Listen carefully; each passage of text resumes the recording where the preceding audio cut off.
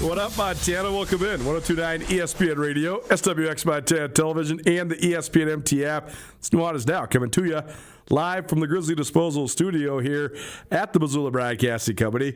We got Nuanez times 2. Special guest, my son, in studio. He's only 2. What do you think, son? You want to say hi? Yeah. Yeah, you're on the radio. Say hello. Say hi. Okay, that's about all we're going to get. Debut, though. First time talking into the mic. Tons to get to today. Big, busy day here in Missoula. Spring football press conference. That in itself hasn't happened in about a decade, where there was actually a spring primer with the new head coach of the Montana Grizzlies, Bobby Kennedy. He addressed the media for half an hour today. Then we got to hear from Brett Pease, the offensive coordinator. It's been a decade since there's been an offensive coordinator interview on this here radio station as well. So the dawning of a new day, certainly, as I described yesterday. So we'll play plenty of that for you.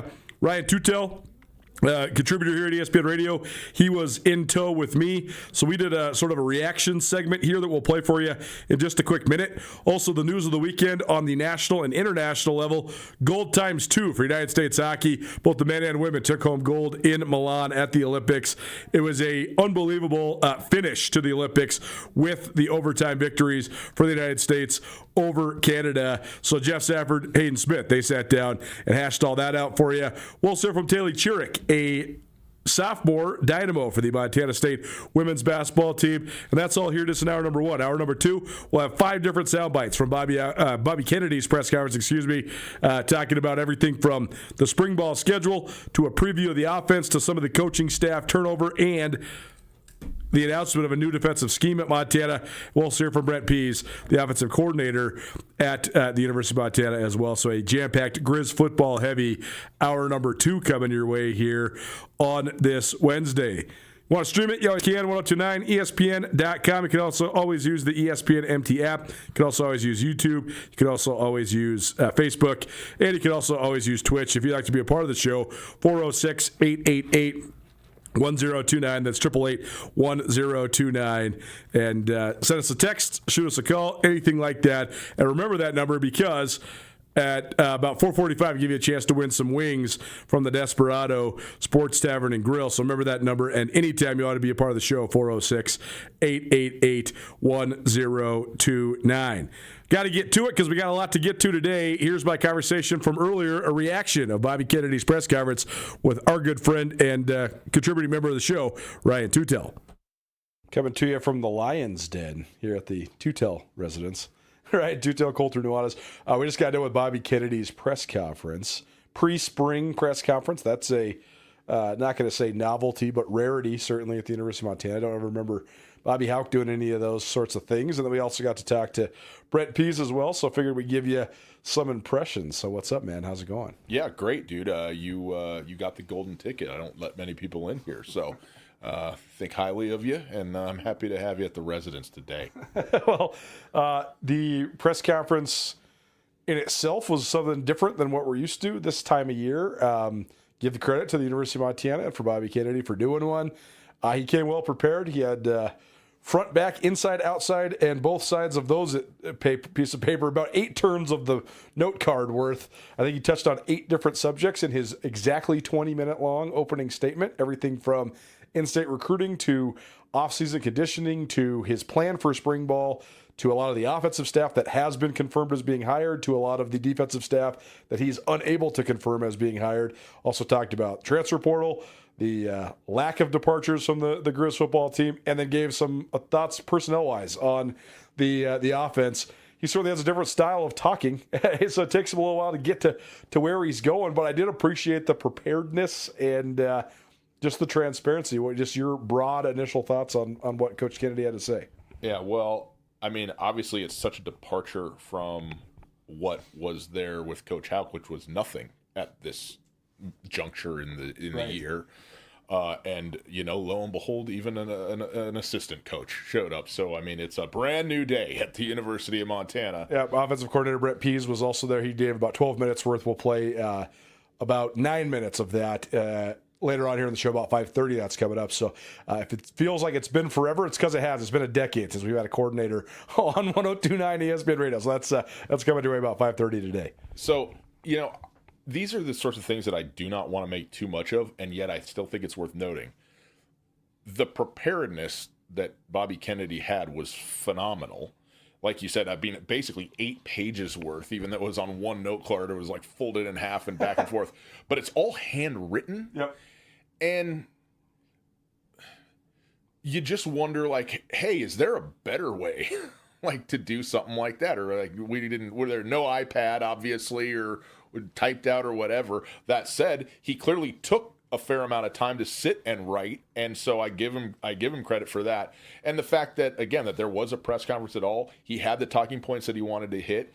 It sounded to me like his opening statement, which was 20 minutes, like you said, and 2/3 of the time we had together, was almost a sort of bullet point by bullet point response to the things he's heard or been told about the University of Montana that he wanted to get out in front of and address directly. And I think that's smart, man. Like, hey, I know the issues that people have had or are having, or what has been out there either in the ether or maybe not in the ether, maybe very directly. And so to address those things head on and demonstrate that what people have said and have thought, and sort of get out there. And, it's not like he's out as far as you and I know, right? He and Bobby Houck are friends. They were roommates, for God's sakes, right? For this period of time. Yet it's obvious they're very different people, personality-wise. And I think that Bobby Kennedy wants to take steps to show that, hey, this is a new day. This is my show now, and we're going to do this. Was there some, elongated talking that, instead of getting to some more points or maybe some more questions? Certainly. Do I find myself troubled by that own problem? Yes, I do. So I have a hard time condemning the man, on that point, where I feel like I would have probably been up there and done 45 minutes before anybody got a question in. So I do get that. But, I think that he, let's put it like this. We only got 4 or 5 questions asked. I didn't even allow you to ask a question, so I'm sorry. This guy's hogging the mic. I know, man. We got one whole question in, but there's plenty more that needs to be asked. Not just could be, but that we need to find out about specifics on a lot of stuff. And obviously he can't address at this time some of the defensive stuff and the staffing stuff. Okay, fine. But there's a lot more specificity that can be gotten into. But look, the fact that they initiated a press conference at this time of year with the head coach and the offensive coordinator and went through the way that they did, I think, overall, it's a win, even if imperfect. Well, it's now 129 ESPN Radio, SWX Montana Television, and the ESPN MT app. Colter Nuanez, Ryan Tutel coming to you through the Grizzly Disposal Studio at the Missoula Broadcasting Company. And again, Bobby Kennedy talked for 20 minutes. There was only 30 minutes allocated here. So then each of the TV guys got a question. Ryan got a question. And then we had to wrap because Brent Pease needed to come in. And there's other audio-visual people at the university that are running this press conference, so they have time constraints, et cetera, et cetera. So I'm not that, I'm hoping there's going to be a lot of access here, so I think there's going to be plenty of time for me to ask my questions. But some of the stuff he talked about I thought was good, and maybe he covered stuff that people were already going to ask about. He talked about the sort of implied change in defensive scheme. That's something a lot of Griz fans have been asking about. We'll play a soundbite on that at hour number 2. He talked a lot about the personnel. We all know Kaylee Ayat's a great player. Eli Gillen's a great player. Brooks Davis is an awesome player. They got to rebuild the lines. We know those that stuff's kind of just is what it is, right? The number one question the 2 questions I want to ask him, and I will ask him these the next time I have the opportunity to, are: one, he's been a college coach for, I think, 33 years. Yeah, long time. And he worked for, great coaches like Mac Brown and David Shaw and, he worked for Kurt Ferenz. He worked for Joe Paterno once upon a time. Right. He was a GA at Penn State way back in the early 1990s. So those are some pretty impactful guys to learn from. So a 2-part question I want to ask him is, who is he going to draw from the most in terms of honing his head coaching style? And also, how is he going to go about evaluating his roster from a head coaching perspective, given that he's evaluated a heck of a lot of offense? Right. Does he know how to evaluate defensive ends and linebackers? I'm not sure. I mean, he's watched plenty of ball, but like, what sort of resources is he going to use to be able to hone in on that? That's one thing where Bobby Hauck was by and large really good at. It was strange that towards the end he had like a gap when it came to evaluating offensive line talent, which is bizarre because like, who evaluated?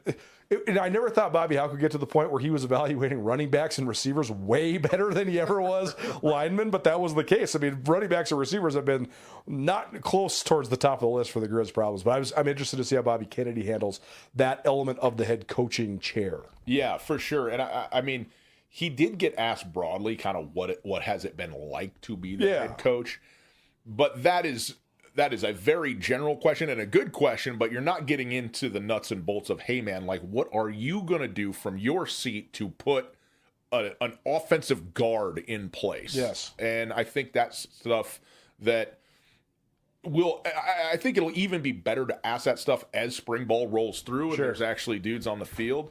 One thing that I thought was a highlight and a really good thing from this press conference, though, was the very, very deliberate and explicit invitation to every high school coach in the state of Montana, every letterman, aka football player that's ever played for the team, and every member of the quarterback club to be at spring practices, every single one, as long as they want to do. It's an open door policy. I mean, you got to, and he even gave the instructions on who to contact and whatsoever so that they could bring people in.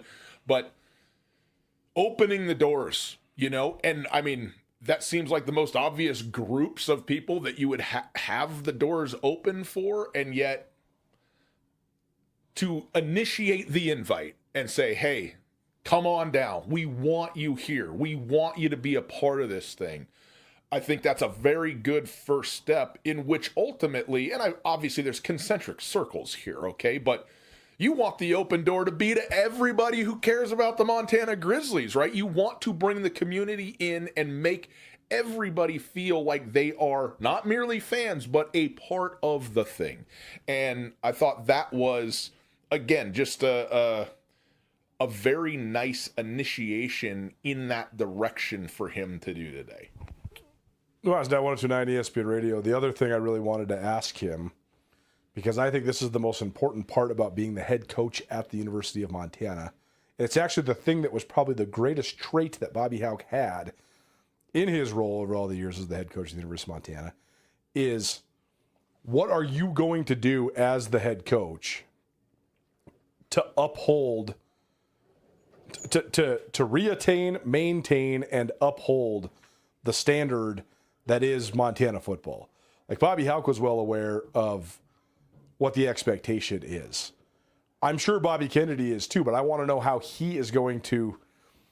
Basically, what I want is somebody at the University of Montana to agree with the statement that it is crazy that Montana's not won a national championship in 25 years. That is crazy. That is crazy given all of the other. I know it's hard, but everything in life is hard. And your rival, who had not a pot to piss in the last time you won the national championship, has won one.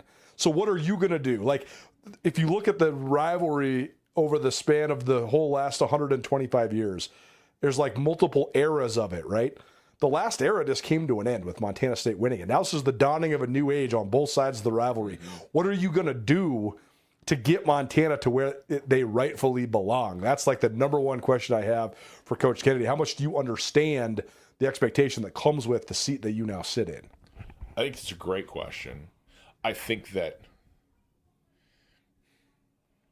you ask any football coach, football player in America, hey, do you want to win a national championship? Sure. Is that a goal for you to win a national championship?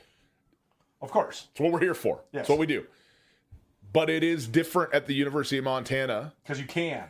Because you can and you should. You should. That's right.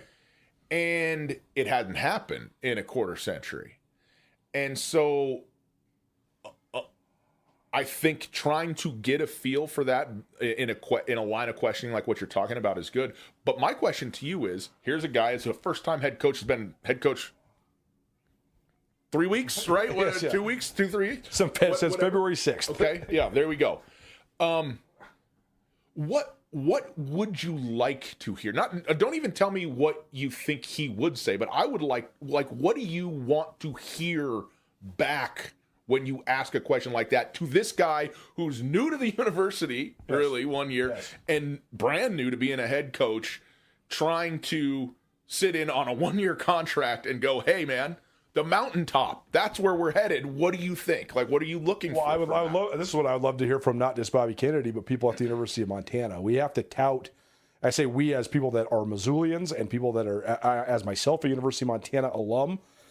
I think that in leadership positions, particularly when it comes to higher education and Division I athletics, I think that accentuating advantages and mitigating disadvantages is one of the primary roles of people in power positions. What are the things that are our profound advantages over the people we are trying to beat, whether that's on the football field or in higher education? What are the things that we have that they don't, or that we have that's better? What are the things that we don't have that we have to mitigate? Like that's such a profound deal. Like Eastern Washington, for example, until Montana State won the national championship this year, Eastern Washington was the last Big Sky Conference team that had won the Natty. Eastern accentuated their advantages, which include, a pretty friendly student body, the ability to get a lot of different types of guys eligible and also keep them eligible from an academic standpoint. The fact they were able to recruit the state of Washington, specifically Western Washington and the Seattle and the Tacoma area. The fact that they were able to get a bunch of guys that fell through the cracks that maybe could have played at Washington and Washington State. Eastern Washington did a great job of accentuating all their advantages. Their disadvantage is that they're in Cheney, and they're in the middle of Nowheresville. There's nothing to do there. How do you mitigate that? Bo Baldwin did a masterful job of mitigating that. What I want anybody at the University of Montana to say is, we have more advantages and less disadvantages than everywhere else. So therefore, our standards should be higher. I'm so tired of hearing people talk about, whether you're talking about enrollment, whether you're talking about education, or whether you're talking about football, why Montana can't do it.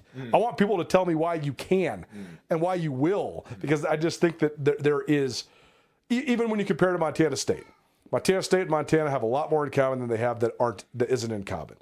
But you should have an even better advantage to have a higher ceiling at Montana, because for two simple reasons. Missoula is not cheap to live in. It's cheaper than Bozeman. That's a point of entry for a lot of families. Secondly, though, you got to take math at Montana State. There's a lot of majors at Montana. You don't have to take math. That helps you recruit athletes. For better or worse, it helps you. So I just think that I want to hear somebody say, hey, we have more advantages than anybody that we are peers with. Let's maximize it. No, it's a great answer. Shifting a little bit here, too. Ryan Tutel here on Nuanez Now. I did get a question in from the microphone. Thank you very much. But the question I was going to ask, which had a follow-up, Coach Kennedy answered in the initial 4A, which was Montana lost exactly 0 players in the open portal period that was 15 days that followed the departure of Bobby Houck. Sure. And excuse me, my question was, are you surprised at that? And more specifically, why do you think that is? And I think rightly, Coach Kennedy said, well, I'm paraphrasing, but dudes are here because they want to be at Montana. And they wanted to stay here. And you and I in discussion, you said that might be one of Coach Houck's great strengths. It was not recruiting to himself, but recruiting to the school and to the program and to the city and all of that kind of stuff. And I think that's true. The other thing that Coach Kennedy said was, it seemed to him that when he was announced as the head coach, that the players were genuinely excited about that. Like, he has been on the staff for a year. They do know who he is. And he's generated relationships, obviously in the wide receiver room, but just in general, and felt like that was well received. I'm sure that's true. I will say this. I don't know that I have ever, and this is a weird one, man. It's a weird time of year. The portal's closed. Other schools, other teams basically should have their rosters in place at this point in time. Sure. But I don't know that I am aware of a single situation, anywhere where a Division I football coach has departed and not one single player has left in the wake of that. Sure. And is there something to be read into there that there was nobody that was like, oh man, if Bobby Houck is out, I'm out. Or now this gives me an open door to go find something or get a payday. The fact that everybody stayed in place, I think, is, first of all, obviously good for the University of Montana, but also, for me, a little bit of an eyebrow raise. It is. This is a completely cynical thing to say. But other than Kaylee Ayat, Eli Gilman, and Brooks Davis, who could transfer and find somewhere that's better than Montana? It's a great point. Because a lot of the guys that could did before Coach Houck left, right? Like Micah Harper got declared his extra year eligibility, portal. Caleb Otluski, portal. You know, Diesel Wilkinson, portal. Like a lot of the guys, that they were gone before Houck even retired. But that's all to say, on the defensive side, Peyton Wing could have gone somewhere, and he didn't. And I'm really more thinking on the defensive side. Sure. Because I think the dudes on the offensive side, they know what they've got going on, and they know that they've got it going on together. That's right. Brooks Davis, the big three, right? Exactly. They kind of need each other to do what they do individually. And I also think that they have a pretty, I think Coach Pease has said this to these guys too. I don't want to speak for anybody, but you and I both heard that Kaylee Ayat got offered a lot of money from a lot of places to go a lot of places. Right. I would not be surprised one bit if Brent Pease said, hey man, let's do this one more time. If you take one more step, I'm going to win you the Peyton. And then you can go get a check with multiple commas in it. Yeah. You know, we'll go make you $1 million, and we'll get you to the Big Ten, or we'll get you to a place that's one of the top in the country. Well, and if Pease does do that, I'd just like to quickly say directly, Coach, I have eligibility.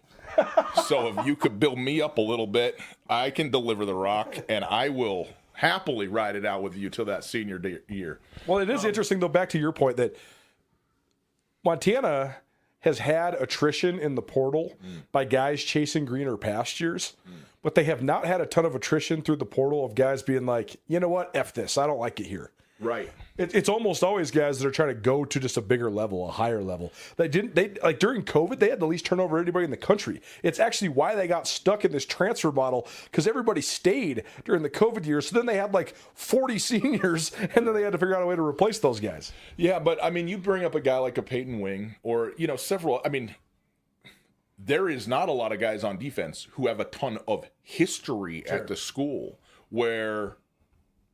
You would where they might go, well, this is where I'm at, this is where I'm staying. It's like, there's a bunch of guys who's already played other places, and again, maybe that's the idea. Sure. We talked about this before. You go someplace thinking it's going to be better, but maybe you come from someplace and you go, oh, it is better at the University of Montana. Coach Houck, thank you. Glad to be here, but I'm staying. And if you go, that's all right. But I like it here, so I'm going to keep rolling here.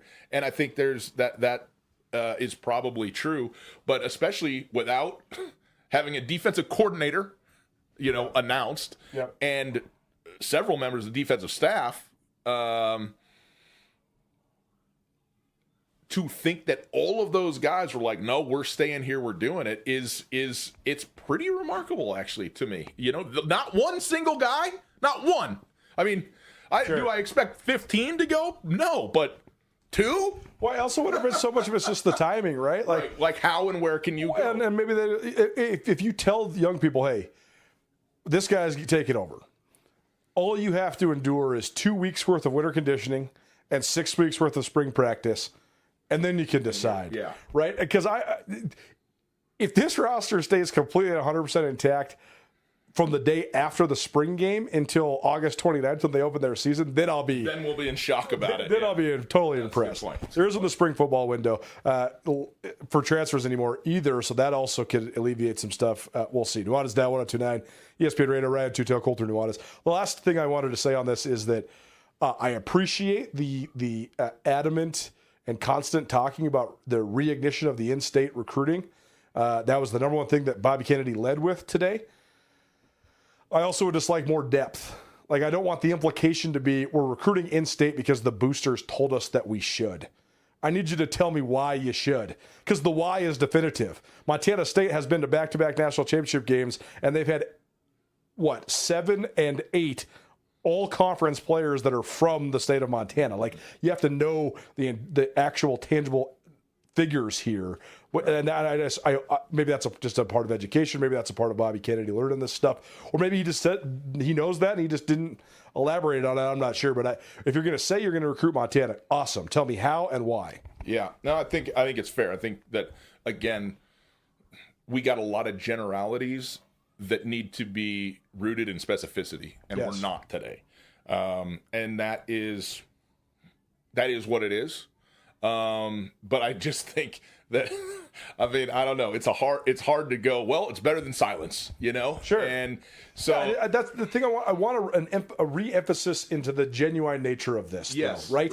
Like, are we doing this because everybody complained that Bobby Howe didn't? Right. Or are we actually doing this because you understand the benefits that having a platform can give you, right? Like, do you actually believe in transparency, or are you just being transparent for now because the other guy wasn't? 100%. That is such a great question, and one that needs to be answered, and over time will become clear.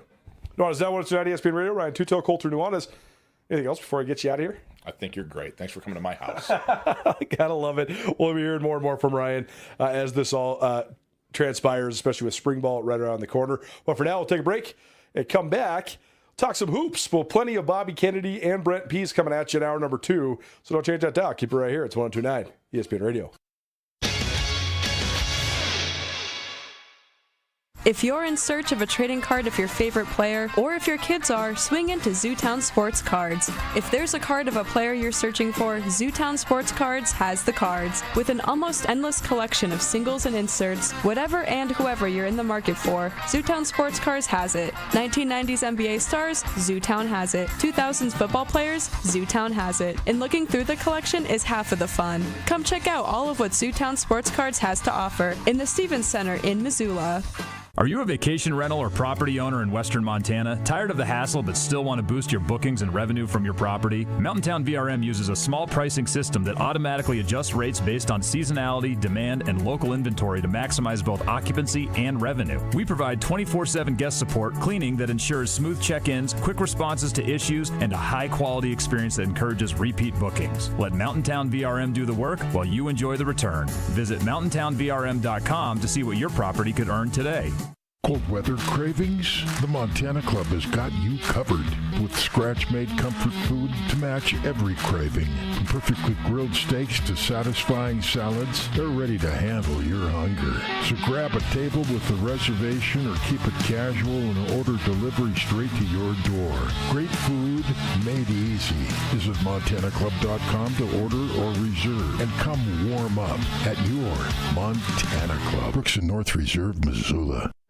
Montana weather, am I right? While we can't control the weather, there is one thing we can control: your comfort. Liberty Electric, your partner in ensuring your comfort lasts until spring arrives. Let us help you stay cozy and worry-free through the chilly months, especially mornings. Remember, a heated garage means a warm car and a happier you. Let Liberty Electric show you how affordable a warm garage can be. Dial 541-WIRE. That's 541-9473. Over 20 years ago, Farmer State Bank pledged to fund a $10,000 scholarship in each community where we're located. We've grown, and that promise has grown with us. This year, Farmer State Bank will award 9 $10,000 scholarships to qualifying high school seniors. That's community banking, supporting the people and places we call home. Bank with us, and you're part of this too. Farmer State Bank, your Montana bank since 1907, member FDIC.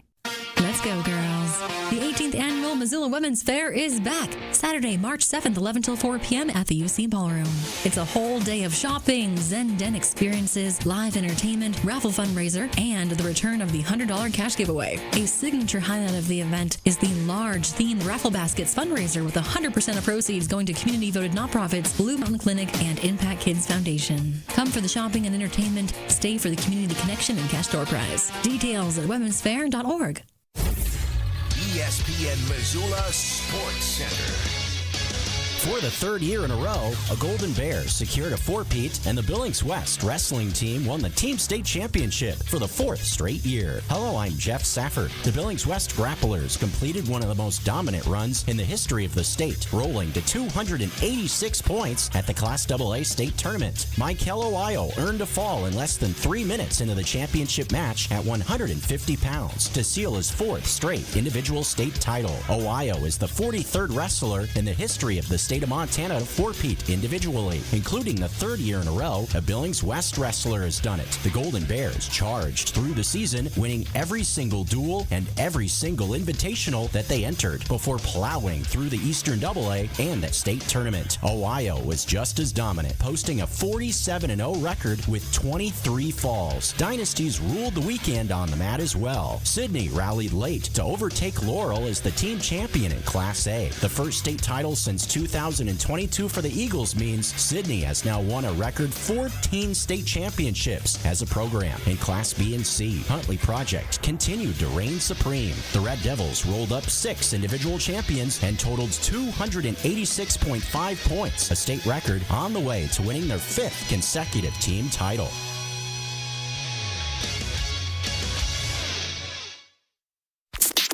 This is Nuanez Now on 102.9 ESPN Radio Missoula.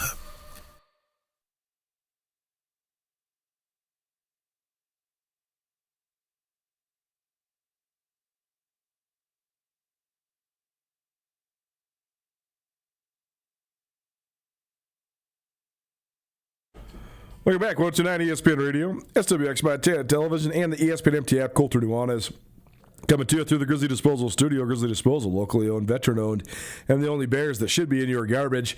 Thanks to our friends at Game Day Men's Health. They're here to help you keep your New Year's resolutions. They have all sorts of fun and interesting things to help you with your health journey, whether you are looking to lose some weight, build some muscle, have better sleep, just have overall better energy and just more zest.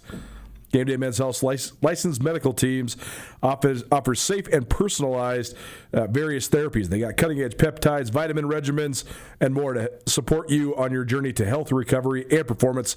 Now's the time to take control of your health at Game Day Men's Health. You can call to schedule at any time, 406-203-3908, or visit GameDayMen'sHealth.com. Appreciate Game Day Men's Health for their continued partnership with us here at ESPN Radio. Let's talk some hockey. Well, like it's a Trinidad James song, USA Hockey is all gold everything. Isn't that a 2010 song reference if I ever knew one? Wow.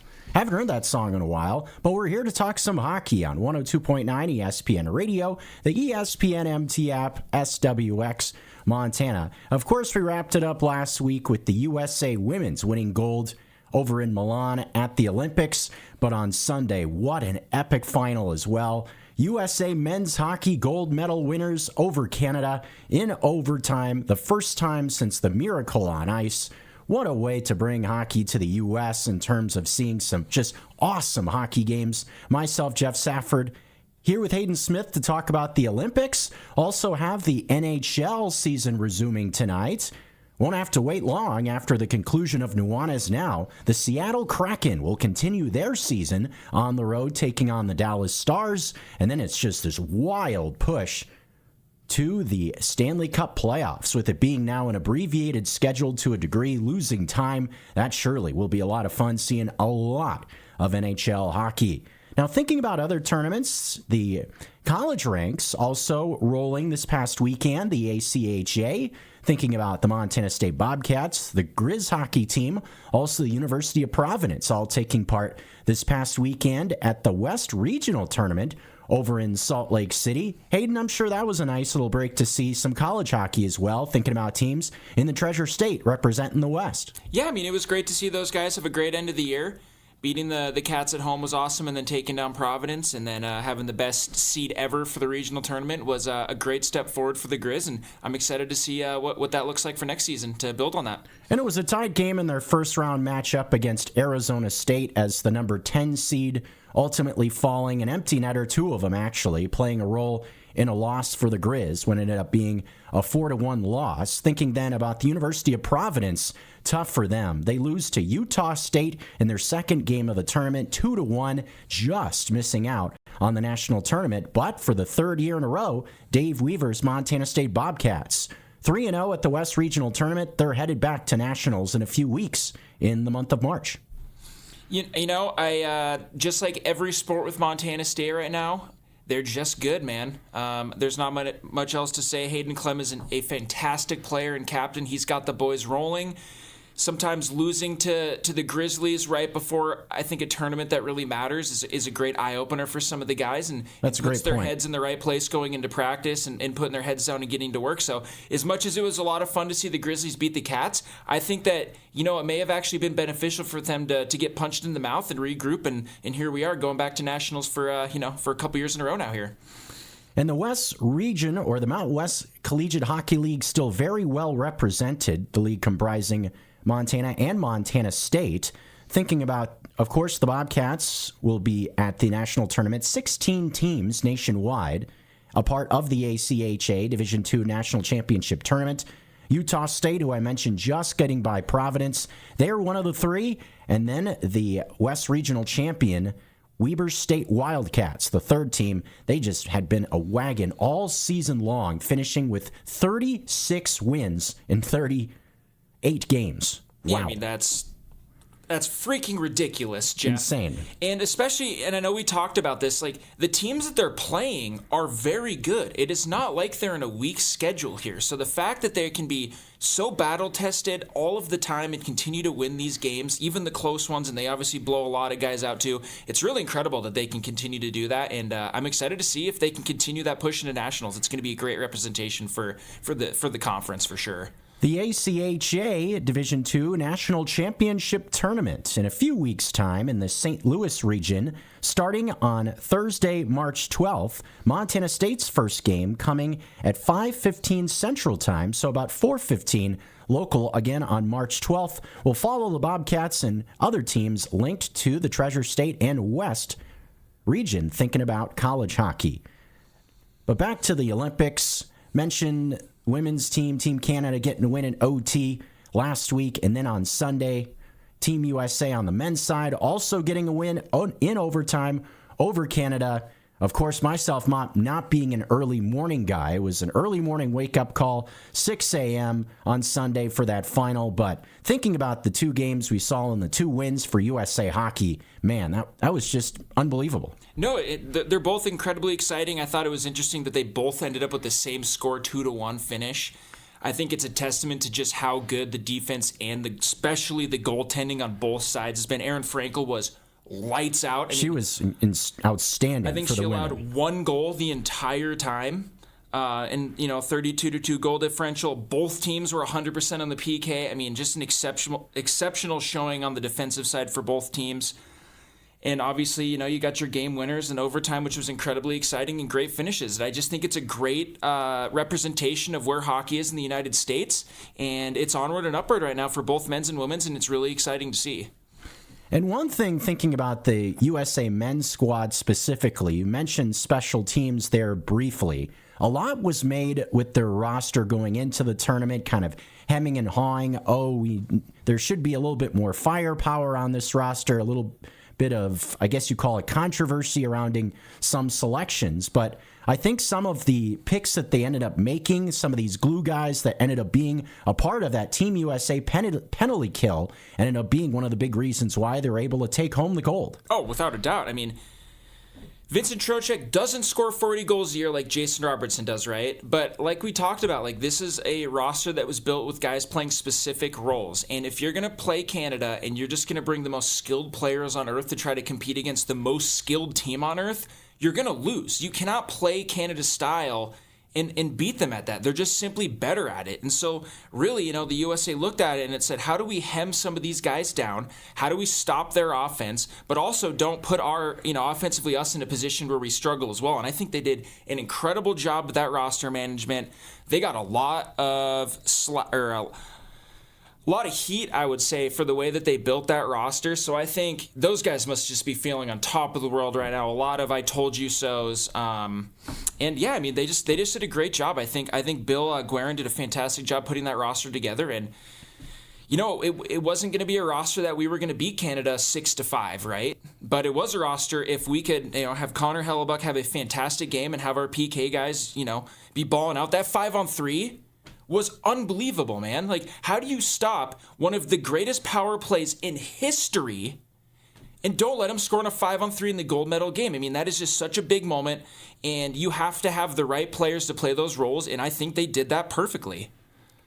And what do you think that this game and just successful performance, you mentioned goaltending there briefly, what does it do for a player like Connor Hellebuck? I mean, he just, I'm sure for a lot of folks, along with Jack Hughes, becomes a household name, thinking about the epic save he makes, reaching behind his back, seemingly somehow stopping Cale Makar. I'm still not sure how he made that save, and I believe it was the second period. But, man, just incredible to see. And what does that do for Connor Hellebuck's legacy? I mean, thinking about what happened last year, the MVP, and just kind of burning out of the first round of the playoffs, and now a gold medal winner. Well, see, the thing is, I would equate it to what if McDavid had won, right?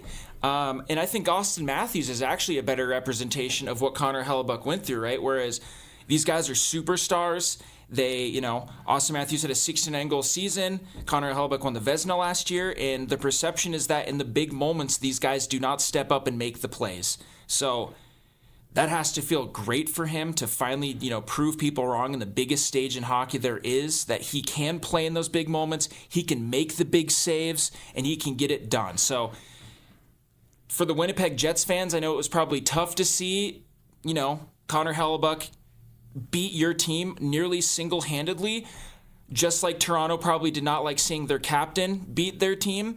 But I think that they should be happy about this going forward because it proves to them that these guys are winners and they can get it done in the big moments. And I think that was really important, especially for goaltending, because it is so important for those guys to mentally be where they need to be in those big moments.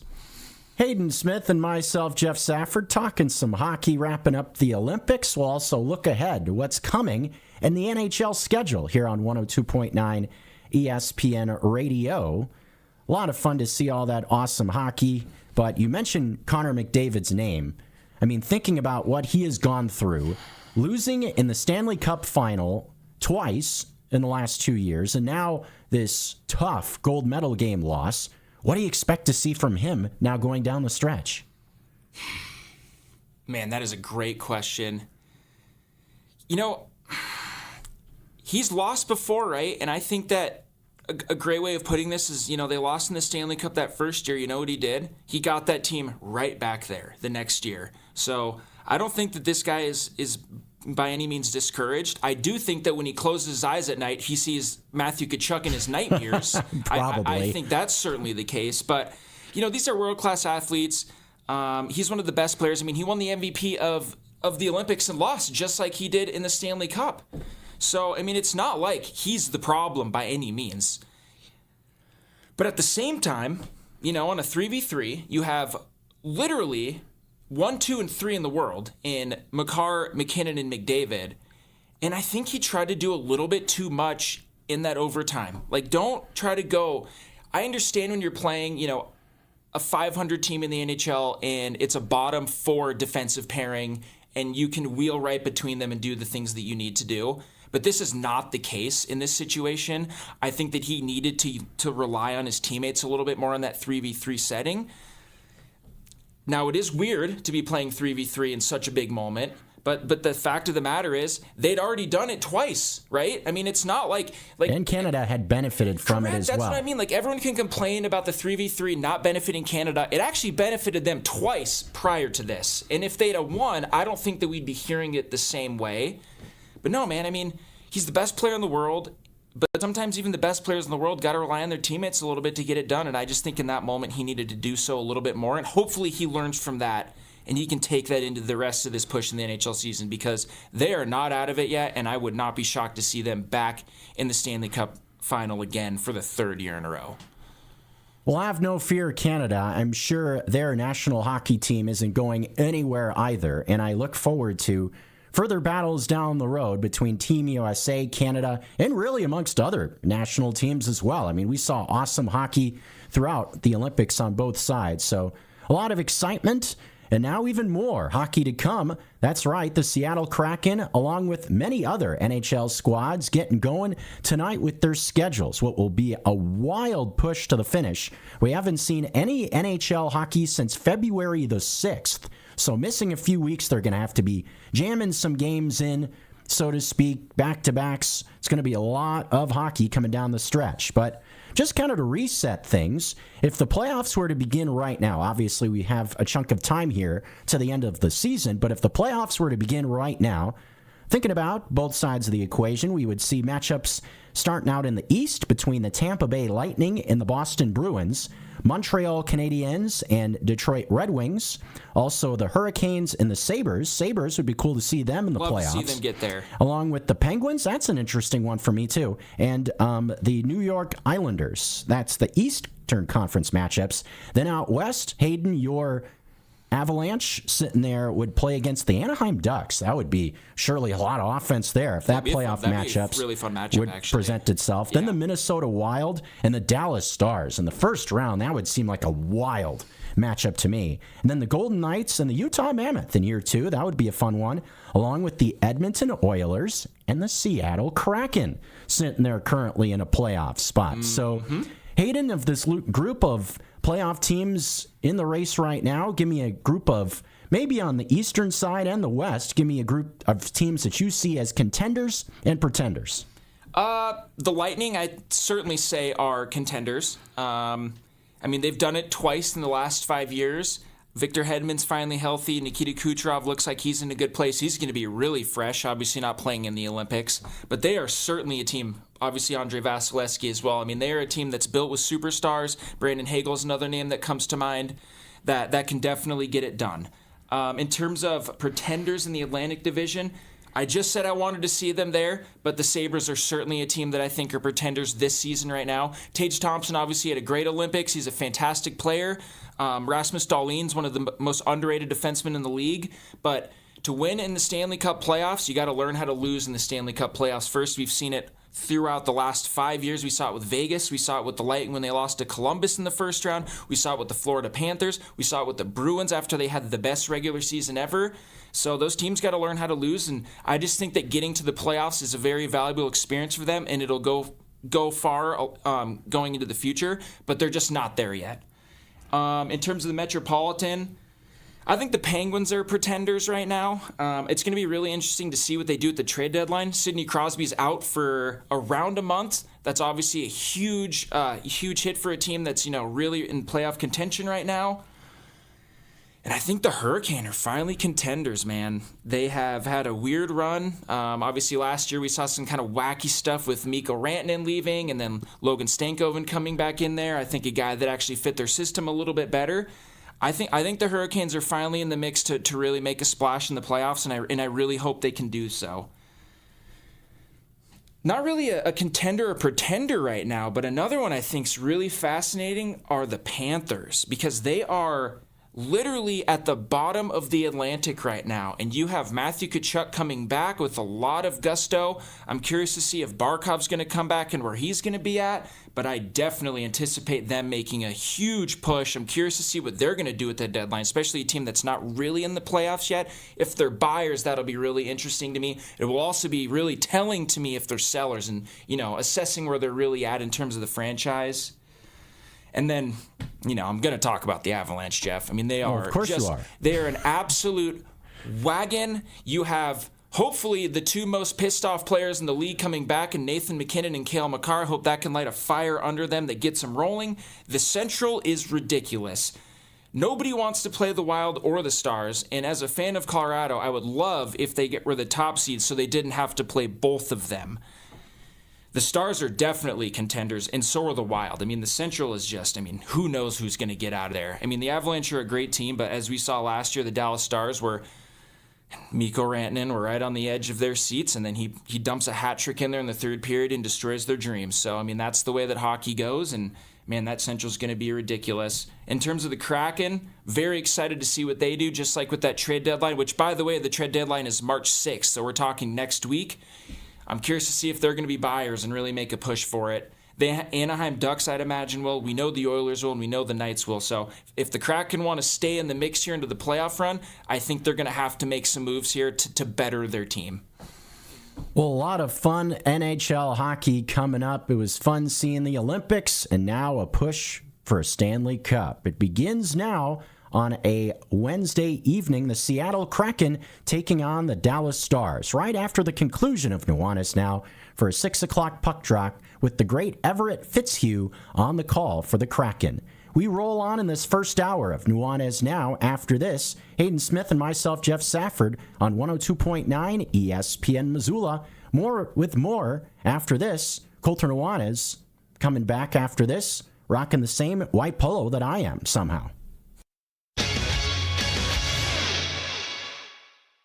The Press Box is the place to watch all your favorite sports. In the heart of Griz country, Press Box has great food and drinks with happy hour and lunch specials every weekday. Don't forget, Press Box has the best happy hour deal in town, Monday through Friday, between 4 and 6, $3 draft beers. That's right, any draft beer at the Press Box, from domestic light beers to IPAs to everything in between, $3 drafts between 4 and 6, Monday through Friday at the Press Box. Press Box also has 2 sports bet machines, so you can always get your bets in before the game starts. The Press Box on Broadway and Van Buren in Missoula.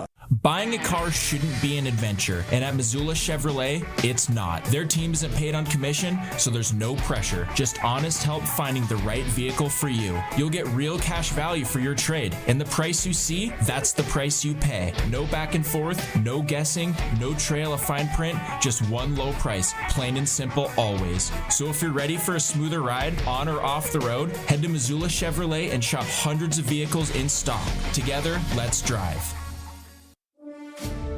Hi, I'm Brody Miller, Real Estate Loan Officer with Stockman Bank in Missoula. Having the right team guiding your path to homeownership is important. Experience the power of local banking where decisions are made right here in Montana. At Stockman, we deliver quick turnaround, professional service, building relationships one loan at a time. Stop in, give us a call, or apply online. Experience Montana's brand of banking. We're here to guide you home. Stockman Bank, member FDIC, equal housing lender.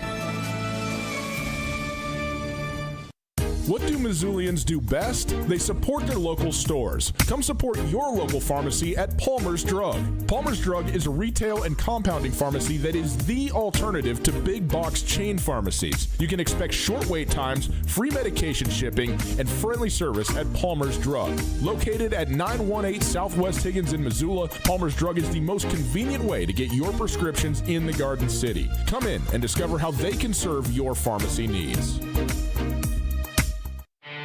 The wait is over. Grizzly Disposal is now offering no-sort recycling. No more sorting and dragging it across town. They'll get it right from your house. Cans, cardboard, and plastic all in one bin. Handled by Grizzly Disposal. Visit grizzlydisposal.com to add on recycling to your plan or to switch over to Grizzly Disposal today. Give them a call, 541-7171. That's 541-7171. The best trash removal service in town just got better. Grizzly Disposal, the only bears that should be in your garbage. Fundraising is not always a popular word. Then you throw in some parents who don't really know how to do it, and it can become stressful. Vertical Raise can implement hands-on with any high school sports team to help maximize your fundraising efforts. Peter Hamill is an expert in making the process easy and ensuring your team gets the biggest check possible, so your season can go smoothly. Vertical Raise can help provide opportunities for family and friends of your kids to support them from afar. Not everyone can come watch a game, but plenty can contribute to a great cause. To find out how Vertical Raise can help your organization raise money, visit verticalraise.com. Nuanez is now on ESPN Radio.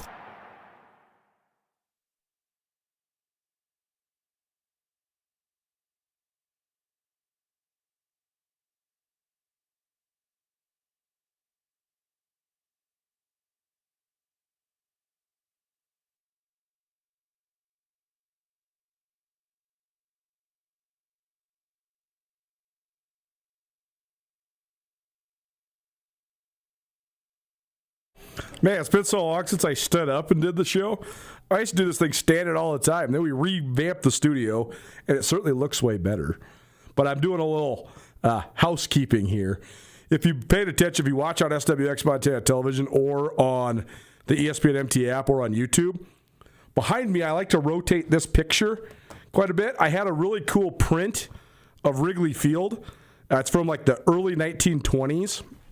But there's a whole bunch of like lights illuminating it. It's a black and white photo of people taking photos. Pretty cool. Unfortunately, it fell off the wall, so the frame broke. So I just put that in the car finally to get that out of here. This picture now, this is from 2019 rivalry game between Montana and Montana State, and that picture was iconic when both Jeff Choate and Bobby Houck were still the head coaches of the respective schools. Then it was sort of weird to display because Houck was still at Montana, but Choate was long gone. Now it's back to being iconic because both those guys are gone. So now it's just a moment and a piece of history. So I've just rearranged a little bit, as always, working on the aesthetics here on 102.9 ESPN Radio. One of my favorite players to cover, one of my favorite young ladies to talk to. She is from Billings, but played her high school basketball, at least the last couple of years of it, at Roberts High School in the Class C ranks. So we caught up with Taylor Chirk to talk Montana State women's basketball and her background in Class C. Down the stretch we come, and it's the final home weekend of basketball. I guess the final weekend period for teams around the Big Sky Conference. Checking in with Montana State women's basketball with Boise just right around the corner. Taylor Chirk chiming in. Taylor, thanks for being here. How are you doing? Hey, I'm doing good. Thank you. First of all, just tell me about the position you guys have put yourselves in. I know you're probably going to need a little help to get to that league title, but you're still in the mix for it. So what do you think it is the spot the Bobcats are in? Yeah, I think we're sitting in a really good spot. Obviously, we've had a couple tough ones a little bit ago, but I think there was a lot of learning to be had from those games. So I think just moving forward and learning a lot from those games, I think was the most important thing headed into the tournament. Well, big win on Saturday against Idaho State, and that's certainly sort of retribution for one of the two league losses that you had. It was a great back and forth. I thought it looked like a tournament game, honestly, with the way you two teams were slugging it out. So how much does that help you, just having a competitive game like that, as you come down the stretch with the tournament right around the corner? For sure. It's really good to have those type of games that are like Big Sky tournament games. Obviously, they get physical, they get intense. So to get the players on our team that haven't experienced a Big Sky tournament yet to get to experience that type of energy that there was in that game was, I think, super important. Well, the last time we talked was about 6 weeks ago, and I know you guys are a young team. So how have you seen the team grow just during the sort of the midst of conference play here? Yeah, I think just going into some of these games where they were mixing up some different things, I think, we have a pretty youth group. So just being able to figure out quickly what their defenses are doing and just understand the types of things that the offense is doing on the other team and just being able to defend that and play our offense without getting scrambled and just moving forward easier. I think we're going to do a lot better now, seeing some of those interesting defenses that some teams have been throwing out there. Yeah, has that been an adjustment? Coach Binford talked about that after the last game against the Lady Griz. She said in the last couple of weeks, you guys have seen everything, to all sorts of defenses thrown at you. Has that been an adjustment, and how have you guys adjusted to seeing so many different defensive schemes? For sure. I think, we've seen some players just, stand in the paint and just do some interesting things defensively, but just staying confident and just not letting that, mess with anybody's heads at all, and using that person that defender is coming off of and just implementing them more in our offense. And then I think they've been doing really successful when they've been still finding ways to get to the basket. And it's been cool to just see the improvement off of learning about these different defenses. Haley Chirk joining us here on Nuanez Now, 102.9 ESPN Radio. Wanted to ask you a little bit about your background, because we're going to do a little feature on you and the rest of the team there leading into Boise. But also, we've been featuring Class C basketball a lot on the show because I just think it's such a fun level to cover. You got the experience of playing both AA and Class C. What are some of your fondest memories from playing Class C? I'd have to say just all of the state tournaments or divisionals, districts, any tournaments that we did. Track was super fun. My senior year, we won state in track. That was super special. Me and my sister ran really well, had all the points but 1 point for track. And so that was super fun. And then, but just any of the tournaments, I think the bond that you create with your classmates, because your classes are so small, you don't really see that. And everyone's super close to one another. The community, that's one thing that I really enjoyed being from Roberts, is it's very similar to Bozeman with the community support. You have people in the community, they're not necessarily related to anybody playing, but they're just going to come out and support the games just because it's your town and your community. And that's really what I see here at the Bobcats. So I really enjoy having both of those people come to my games, because we have a lot of Roberts fans that still come to my Montana State games. Well, and that's the cool part, right? In Class C, you have to get through so many tournaments to actually get to state. Like, I mean, Double A, not to demean it, but like you only have to win one game to get to state, right? Whereas you have to go through multiple tournaments. So, what are some of your memories of that? And is that like, what are the challenges of having to win multiple tournaments to get to the state tournament? Yeah, it's super hard. I mean, Class C in Montana, there's about close to 100 Class C teams. So that's why it's super special for teams to get to go to state. And Roberts had never made it to state until our last 2 years of being there. And I think just when we did come to Roberts and seeing the excitement with the girls that were on the Roberts team when we came, that, wow, there's like hope that we could be the first team to make it to state. And just to see the change of mindset of our teammates of, we're going to do this. And I think it was cool that everyone just wanted to had this main goal to make it to state. So everyone worked hard. And I think that was a really fun thing to have with your classmates, because you saw each other every day. You were super close with them. And then they really have this goal to make it to the state tournament, and winning divisionals and making it to state was really exciting for our community of Roberts.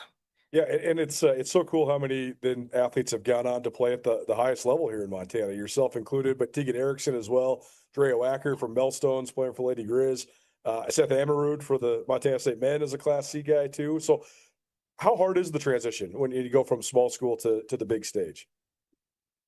I'd say, like I had mentioned, the community support, I think, made it really easy. But obviously, your class sizes are extremely different. Being in your class of 8 people for an English class in Roberts, and then now you can have hundreds in your classes. So obviously that's a big difference. But the overall aspect of just having that community behind you, I think makes it a little bit easier to adjust. Being from a smaller area, coming to a bigger area, the stage is just the same with having those people behind you that are there for you. You get a flat tire in a small town, someone's there for you. And I feel like we have that same ability here, which is really special. Well, super cool. Thanks for sharing all that. Taylor Cherrick joining us here on Nuanez Now 102.9 ESPN Radio. Just coming down the stretch, then, what are some places you hope to improve before you guys get to Boise, before you get to the tournament? Yeah, I think we're definitely improving our defense as these last couple weeks have gone on, which, it's fun to say because we have been a successful defensive team, obviously, pretty much the whole season.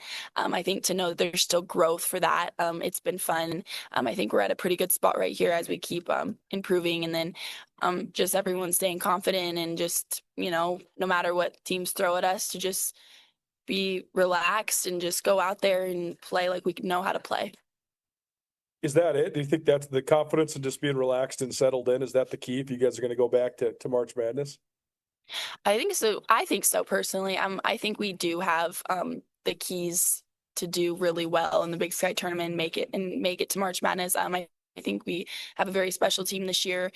So just staying composed and knowing what we know how to do, and everyone just being on each other's backs and being there for one another is going to be something that we're going to really need down the stretch. Well, it should be fun to watch, and certainly we'll be following along. Best of luck this weekend as you make your final road trip, and we'll certainly see you in Boise, but thanks for doing it here today. Thank you so much for having me. Appreciate it.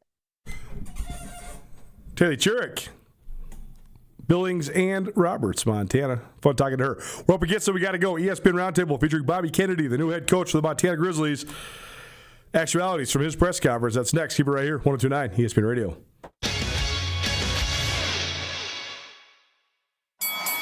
Missoula Fight fans, get ready. Fusion Fight League returns to the Adams Center March 7th. 15 fights, 5 title fights, and a bare-knuckle feature fight. In the heavyweight main event, Holston's Braden Peterson throws down with Mount Vernon's Juan Figueroa in a clash for the pro heavyweight ranks. Doors open at 5, prelims at 6, and the main card starts at 7. Don't miss the action, Missoula. Reserve your seats now at GrizTix.com.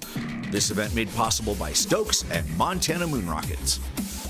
Someone who said they were from Medicare called and asked for my personal information. I noticed a charge on my Medicare statement for a test I don't remember having. I got a letter offering me free medical equipment if I gave them my Medicare number. Something didn't seem right. It seemed too good to be true. If something seems odd, it's probably fraud. Call Senior Medicare Patrol at 800-551-3191 to report fraud. This project is supported by a grant by the Administration for Community Living. If you've got low energy, brain fog, low sex drive, weight gain, and loss of muscle mass, you might have a testosterone deficiency. Game Day Men's Health can help you optimize your testosterone and make you feel like you again. Visit GameDayMen'sHealth.com/Missoula for a free consultation and free testosterone test. Mention you heard it on the radio for special pricing. If you're ready for improved sex drive, increased stamina, enhanced muscle mass, and increased confidence, testosterone replacement therapy is for you. Visit GameDayMen'sHealth.com/Missoula and sign up for your free consultation and free testosterone test today. From the opening face-off to the final horn, Griz Hockey was backed by the best fans in college hockey. That's Griz Nation at the Glacier Ice Rink. All season long, you brought the noise, brought the pride, and turned every game into a battle. Big hits, last-second goals, heart-pounding moments. University of Montana Hockey doesn't do it without you, and we mean that. So keep packing the rink, keep raising the volume, and keep backing the Griz for years to come. Thank you, Missoula, for your continued support of Montana Grizzly Hockey. Red's Bar is a beloved institution in downtown Missoula. Whether you want to watch a game, enjoy a cold beer, spend time with friendly faces, or simply wind down, the welcoming atmosphere and wonderful staff at Red's will make you feel right at home. Red's features 14 HD TVs and 2 full-service bars. Stop by and grab a beer with friends while you watch your favorite team play and check out the extensive collection of awesome sports memorabilia. Red's Bar in downtown Missoula, the friendliest sports bar in town. You might be thinking, what's the big deal about a kids menu? Well, once you have kids, you know. It seems like it's getting harder and harder to find kid-friendly meals at affordable prices. At Paradise Falls, the kids menu is not only diverse, it's a total steal. For some of the cheapest prices in town, you can get hamburgers, mac and cheese, and other kid favorites for super low prices. Paradise Falls is a family-friendly restaurant open 7 days a week. Come enjoy a meal with your kiddos in Paradise at Paradise Falls, 3621 Brook Street, Missoula's coolest hotspot. ESPN Radio for Western Montana, KKVU HD3 Stevensville, and 102.9 FM on K275BS Missoula. ESPN Missoula Sports Center. For the third year in a row, a Golden Bears secured a four-peat, and the Billings West wrestling team won the team state championship for the 4th straight year. Hello, I'm Jeff Safford. The Billings West Grapplers completed one of the most dominant runs in the history of the state, rolling to 286 points at the Class AA state tournament. Michael Ohio earned a fall in less than 3 minutes into the championship match at 150 pounds to seal his 4th straight individual state title. Ohio is the 43rd wrestler in the history of the state of Montana to four-peat individually, including the 3rd year in a row a Billings West wrestler has done it. The Golden Bears charged through the season, winning every single duel and every single invitational that they entered before plowing through the Eastern AA and that state tournament. Ohio was just as dominant, posting a 47-0 record with 23 falls. Dynasties ruled the weekend on the mat as well. Sydney rallied late to overtake Laurel as the team champion in Class A. The first state title since 2022 for the Eagles means Sydney has now won a record 14 state championships as a program. In Class B and C, Huntley Project continued to reign supreme. The Red Devils rolled up 6 individual champions and totaled 286.5 points, a state record on the way to winning their 5th consecutive team title.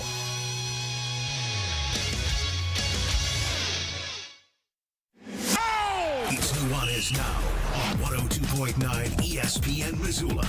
Watch the show statewide on SWX Montana Television.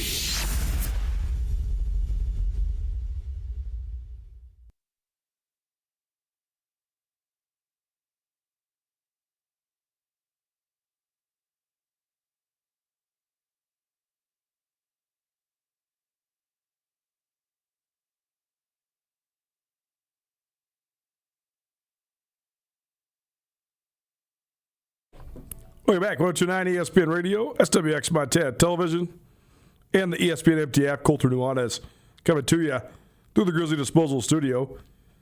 Grizzly Disposal, locally owned, veteran-owned, and the only Bears that should be in your garbage. If you'd like to make the switch today, 406-541-7171. That's 406-541-7171. Or visit grizzlydisposal.com. Missing in the first hour of the show, Ryan Tutel and I gave our thoughts on Bobby Kennedy's spring ball primer press conference, which we're about to hear actualities from.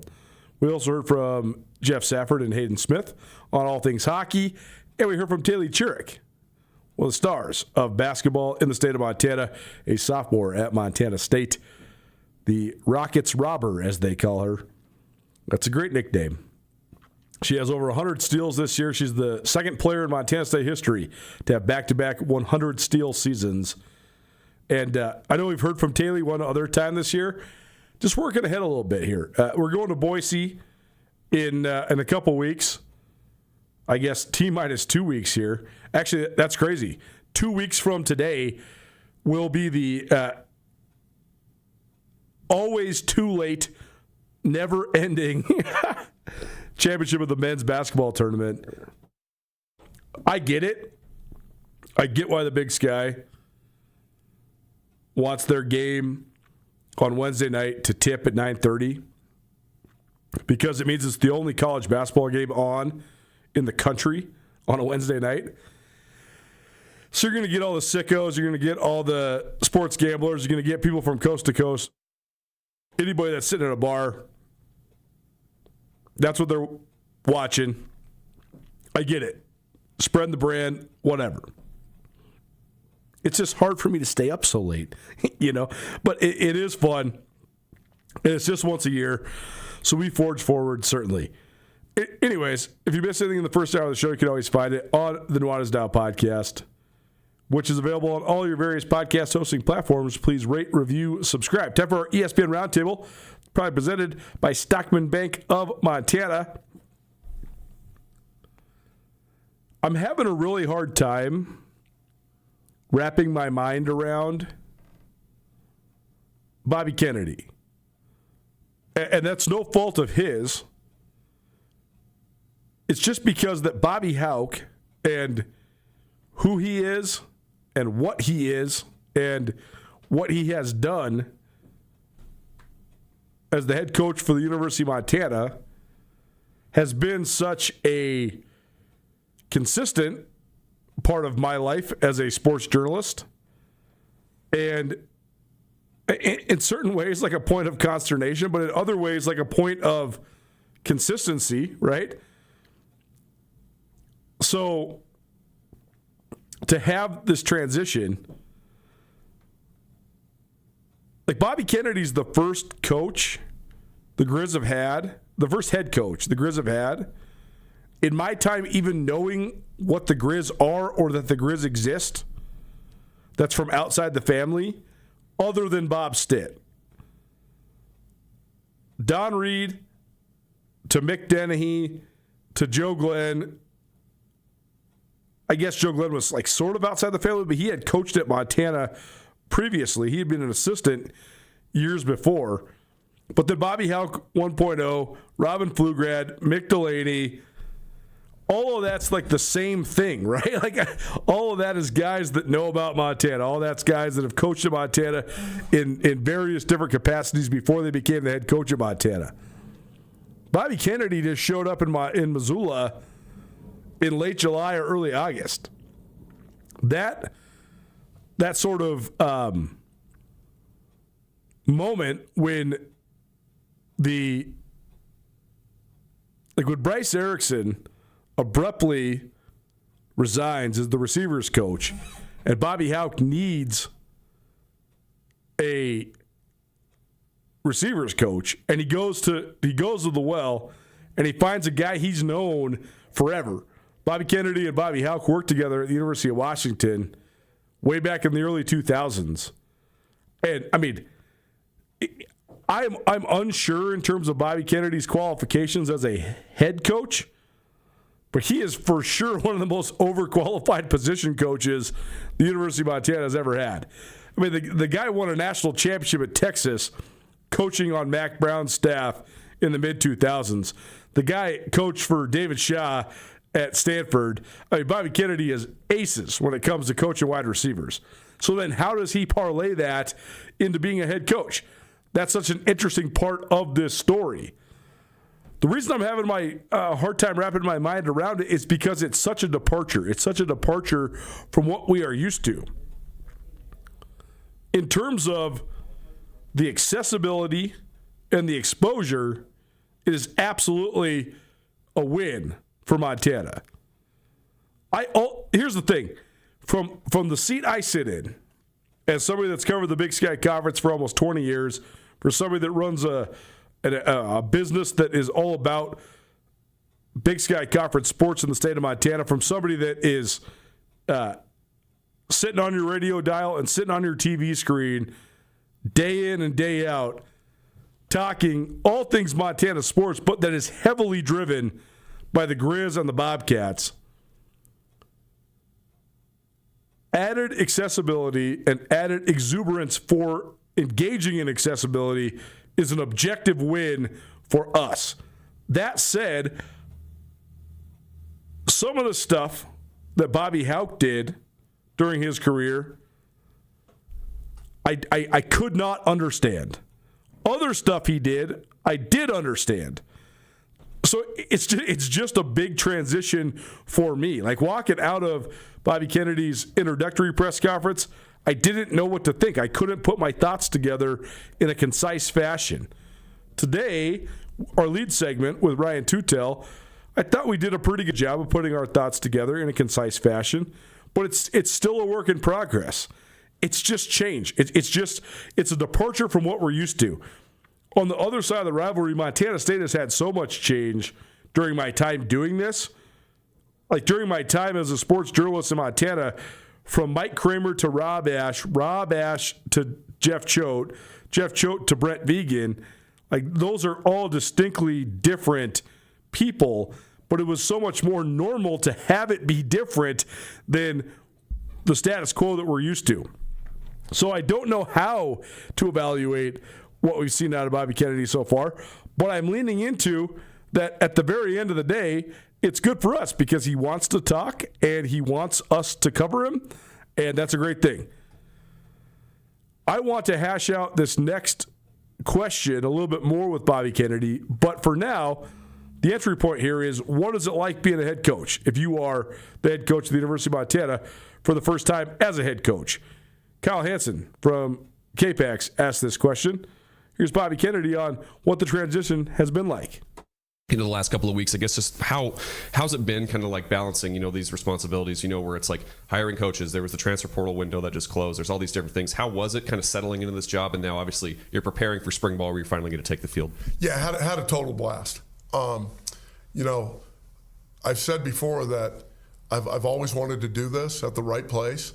And yeah, my time is pulled in other directions, but the things that I'm doing right now, whether it be hiring guys that I think and I know are really good, whether it be dealing with not just a position group, but interacting with every player on the team.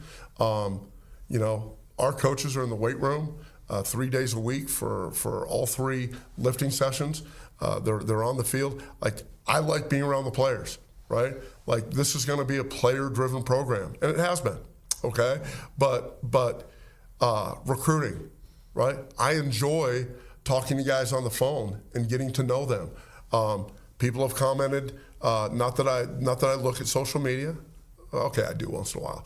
But in reality, I enjoy trying to come up with a unique approach to recruit guys. Okay, there's always something, right? As a head coach, people are walking into your office, they're asking you questions, but I've always felt, whether it's been managing my position, I've always wanted to manage a bigger group, right? I think it's one of the skill sets that I have. And so I'm excited about all those different roles. I failed to mention earlier about during this transition, I know there was some concern that oh my God, the guys in Montana, the transfer portal's open now, right? Well, we didn't lose one guy, okay? Did not lose one guy.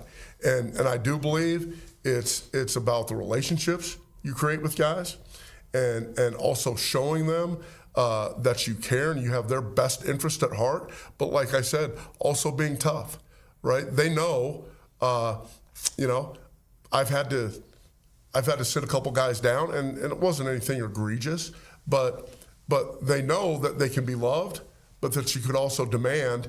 And if something does happen and it gets to my desk, you don't want it to get to my desk. So I've enjoyed every minute of it.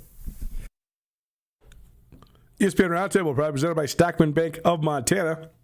Stockman Bank invites you to experience the Stockman difference. As a family-owned community bank with locations throughout Montana, Stockman Bank committed to enriching the lives of Montanans and helping communities succeed.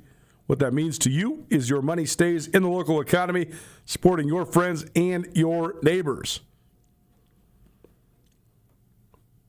Bobby Kennedy's lead lasted 20 minutes today, and he checked a lot of boxes.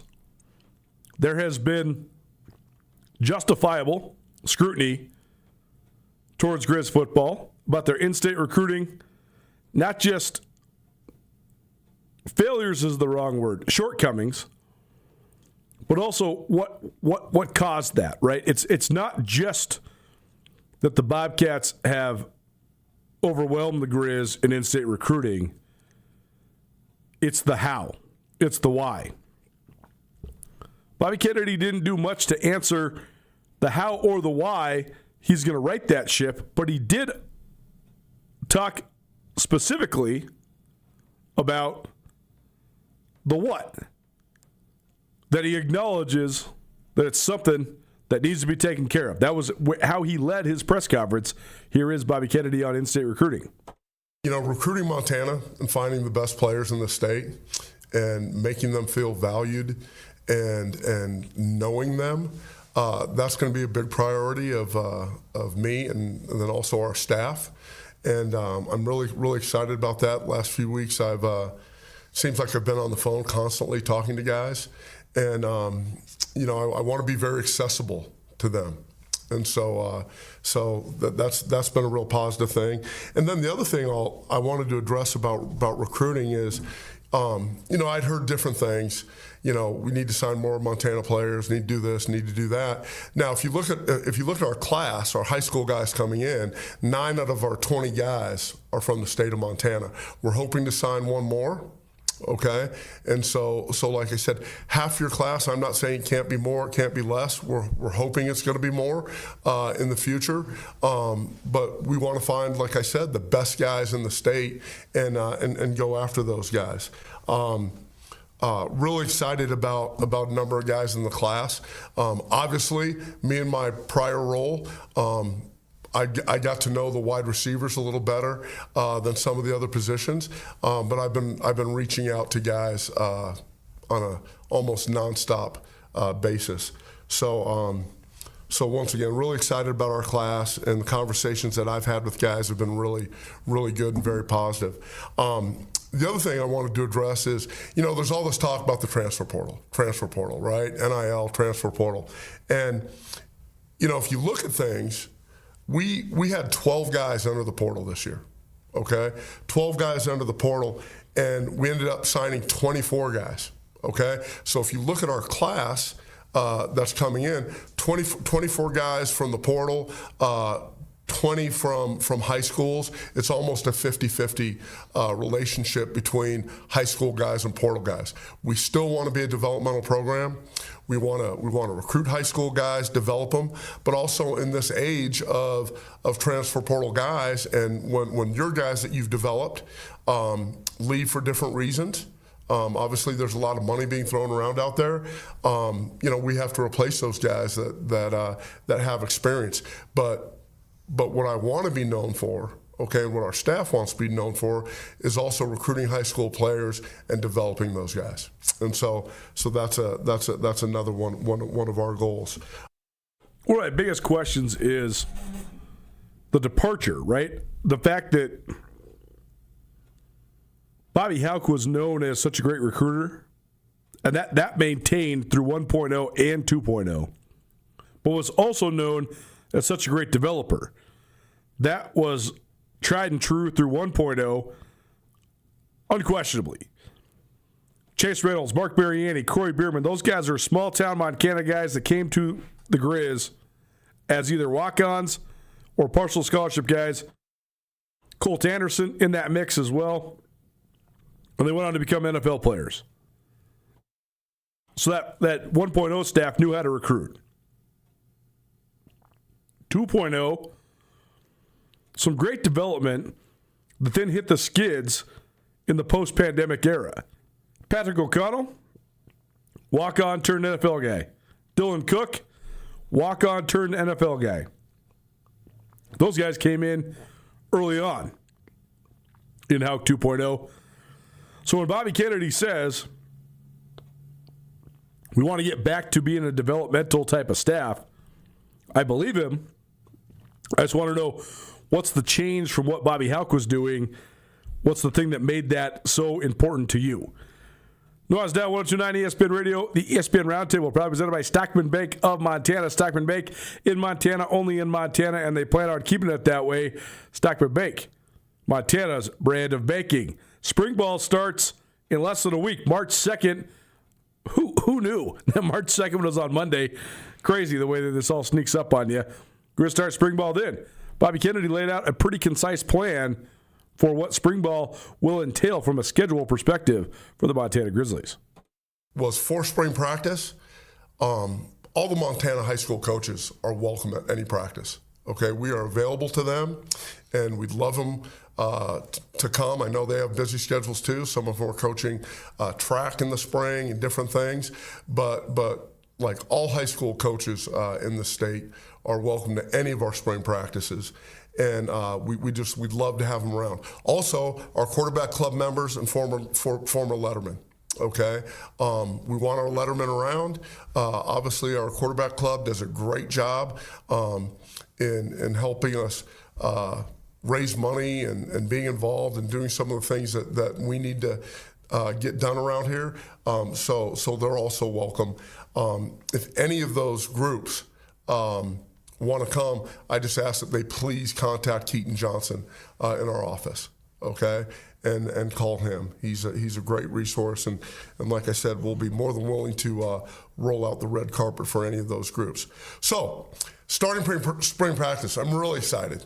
Really excited because obviously it's my first spring practice as a head coach, but I've done this a long time as an assistant, and as I've mentioned before, I've had a chance to watch a lot of different guys work and a lot of different guys lead programs. We start next Monday, March 2nd. We'll practice 3 days a week, Monday, Wednesday, Friday, for the first 2 weeks. Okay, and then we're going to take a little break for spring break, and that's March 15th through the 22nd, and then we'll return to practice the week before Easter. There's a little change in the schedule there in terms of we want the guys to be able to go home and be with their families for Easter. So what we'll do is we'll practice on that date, or on those days we'll practice. I believe it's Monday, Wednesday, and Thursday. Not believe, I know. I set the schedule, so that's kind of a good thing, okay? But we want them to be able to go home for the holiday, and then we'll finish March 10th at 6 p.m. with the spring game. I think he meant April 10th. No fault of Coach Kennedy. We all make mistakes. Nuanez Now, 102.9 ESPN Radio. One last bit for you here during this ESPN Roundtable. We'll continue to talk about Griz football and this transition here as the show progresses. But when Bobby Kennedy was hired, which coaches remain on staff?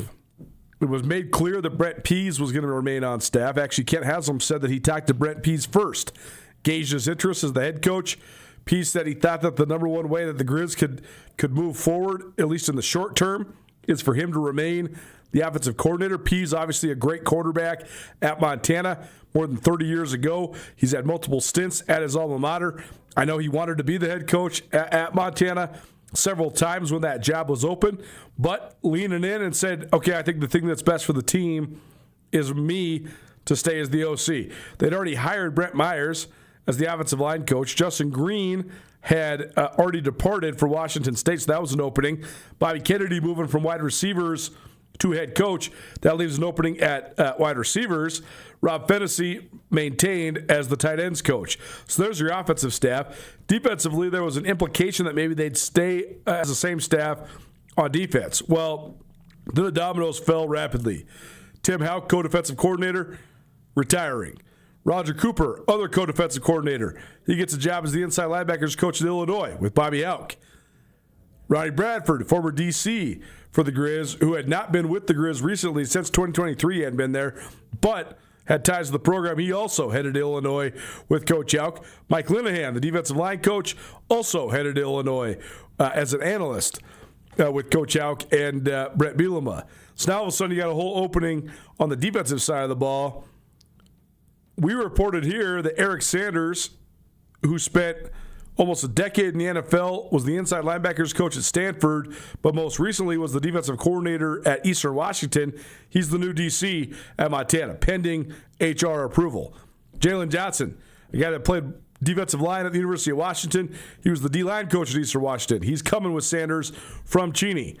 Those two guys, from my reporting, confirmed. How's the rest of the defensive staff evolve and fill out? Those guys have not been approved by HR, so Bobby Kennedy couldn't talk about them, but he did talk about broadly the defensive transition, what that looks like for Griz football. I talked about the defensive staff. We can't comment on that. What I would expect if I was fans and I was the media, that there will be some, I'm not going to say significant changes. Well, there are going to be some significant changes. Okay, but we can still go between 3 down, 4 down. We can play cover 2, play man. I think the guys that we have in place are excellent coaches. Okay, excellent coaches, or they wouldn't be at the University of Montana. Also, the coaches this spring are going to run a lot of the special teams drills because we have not hired a special teams coach yet. My plan is to hire a guy that's currently a coordinator in the UFL. And he's had significant college and NFL experience. I'm excited about that. I believe he's excited to come to Montana. So a special teams coach will be in place probably mid-summer. And I know our guys will be very excited about the person I'm talking to. Coach, I know you can't talk about certain names on the defensive side or whatnot, but maybe talk about this spring and implementing kind of new stuff on the defensive side. And I think a lot of talk around Missoula and Montana has been about the 3-3-5 since it is such a unique defense. Sure. And what that's like kind of transitioning away from that and some of the benefits that you see of maybe doing things a little bit different on that side of the ball. Yeah, well, number one, there were some good defenses around here for a long time, and so I give those guys credit. I mean, Coach Houck and his defensive staff, like those guys are good coaches, and it was the 3-3-5 was a little different, but they created chaos, and I really respect what those guys did. The thing switching now defensively, what that allows us to do is kind of recapture these guys again, right? They haven't been through it, so they've got to study it. They've got to learn the new techniques. Our new defense coordinator can go between a 3 down and 4 down, play some more zone, play man coverage. So I think there's some excitement, and guys are anxious to see exactly where they fit. But part of my charge to our coordinator and his staff is, hey, yeah, we're changing some things, but also we have some guys that have played pretty darn well around here, and we've got to use those guys, and we also have to do what they can do, right? Because you can be the smartest coach in America, but if you don't do what your players can do, you're just another guy looking for a job. It's a great soundbite right there. We'll rehash that out a little bit tomorrow. Well, it's now 129 ESPN Radio. It's our ESPN Roundtable, probably presented by Stockman Bank of Montana. Stockman Bank in Montana, only in Montana, and they plan on keeping it that way. Let Stockman Bank show you Montana's brand of banking. More on Griz football on the other side. Bobby Kennedy and Brett Pease. More from this pre-spring ball press conference. That's next. Keep it right here, 129 ESPN Radio. Cold weather cravings? The Montana Club has got you covered with scratch-made comfort food to match every craving. From perfectly grilled steaks to satisfying salads, they're ready to handle your hunger. So grab a table with a reservation or keep it casual and order delivery straight to your door. Great food made easy. Visit MontanaClub.com to order or reserve and come warm up at your Montana Club. Brooks and North Reserve, Missoula. Buying a car shouldn't be an adventure, and at Missoula Chevrolet, it's not. Their team isn't paid on commission, so there's no pressure. Just honest help finding the right vehicle for you. You'll get real cash value for your trade, and the price you see, that's the price you pay. No back and forth, no guessing, no trail of fine print, just one low price, plain and simple always. So if you're ready for a smoother ride, on or off the road, head to Missoula Chevrolet and shop hundreds of vehicles in stock. Together, let's drive. At Big Sky Smiles and Sedation, dental implants just got smarter. With Yomi robotic guided implant technology, your doctor plans and places implants with incredible precision for a safer, more comfortable experience and faster healing. Restore your smile and your confidence with robotic assisted dental implants at Big Sky Smiles and Sedation. Call Big Sky Smiles and Sedation today at 406-542-6222 or visit BigSkySmilesandSedation.com to see if Yomi dental implants are right for you. If you're in search of a trading card of your favorite player, or if your kids are, swing into Zootown Sports Cards. If there's a card of a player you're searching for, Zootown Sports Cards has the cards. With an almost endless collection of singles and inserts, whatever and whoever you're in the market for, Zootown Sports Cards has it. 1990s NBA stars, Zootown has it. 2000s football players, Zootown has it. And looking through the collection is half of the fun. Come check out all of what Zootown Sports Cards has to offer in the Stevens Center in Missoula.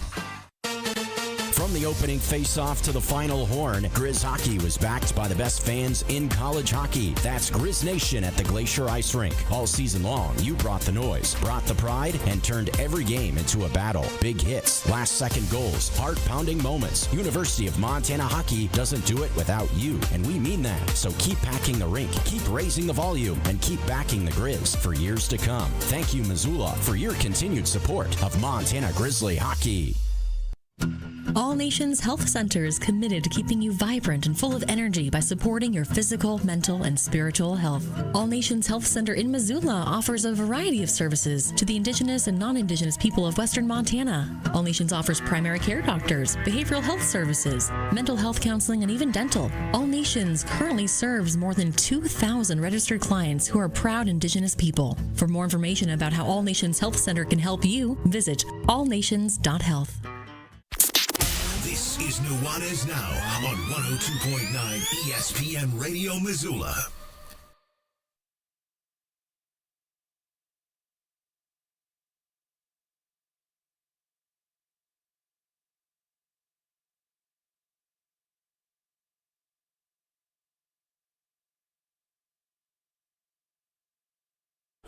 I proclaim all the time on this show. One of my favorite songs, one of my top songs, whatever. I was thinking about this the other day. I got to make like a top 100 or like top 250 playlist and then sample from it. That'd be super fun. I've never heard that cover, but that is certainly one of my favorite songs. Talking Heads by somebody else. I'll ask Hayden once we get into this next bit who was jamming there. But always fun letting these guys run the controls on the playlist. 129 ESPN Radio coming to you through the Grizzly Disposal Studio here at the Missoula Broadcasting Company. Grizzly Disposal, you want to make the switch to locally owned waste management today? Call 406-541-7171. That's 406-541-7171. Grizzly Disposal, the only bears that should be in your garbage. It's been a minute. In fact, it's been a decade since we had an offensive coordinator on this show. Here is the offensive coordinator for the Montana Grizzlies, a Griz alum, and highly regarded in the coaching world, Brett Pease, right now here on ESPN Radio. I think, initial thoughts are the core kids are still here. And the fact Kaylee, Eli Gilman, and Brooks Davis. There's a lot of good young players still in there that really don't have a lot of experience. I mean, when you look at the front, we had great guys there last year. A lot of those guys are gone. We have guys that got experience, but just not a lot of playing time. So we got to get that established up front, which is where everything really begins for us. It's really about repetitions for us this spring. And I also think that even like in a quarterback situation with Kaylee, we know what that kid can do now. And I'm excited to get Luke and Cody and guys coming in and get them reps, because you never know what can happen down the road. You want to be prepared for that. We know what Eli Gilman can do for this team, and Eli Gilman will continue to probably do that. But we got to get Hashim reps in that. We got to get Dylan Payne, some of the newer guys. We got to kind of reestablish what our standard is with the new guys, and develop our continuity and consistency with the kids that are still here, and our system of what we're going to do. Obviously, we had great production with Michael Wortham and the other guys, that all left. So Mike was a unicorn. Okay, he, I don't know if we have Mike Wortham, but we can still get production. So there's guys on our team that have to fill those roles and produce. Maybe not quite like he did. He was, like I say, very special. And but we still got to do some things and find out what we have to adjust to do that. And that's why tinkering with things, adjusting what we have to do personnel wise, putting these kids in this situation, playing with the tempo, the pace, the chaos that we need to, and get those guys reps like that to show what they can do. So I'm excited to get that going. I know this. We got a lot of good kids. We got a lot of kids that I think see that in themselves and see in this system and see in this university. So excited to start working with them, as well as the kids on the defensive side, because there's obviously going to be some change over there. And what we do in practice and development as far as going into the season to help them, I'm all for it either way.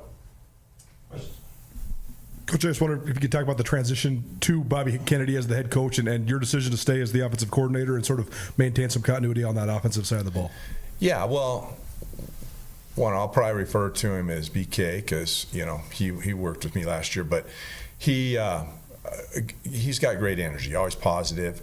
And, our relationship goes back, not extremely close in any way, but it goes back to working at other places. And when I was at Baylor, I knew him. He was at Texas, and I've known about him for years. I, competed with him on kids and recruiting.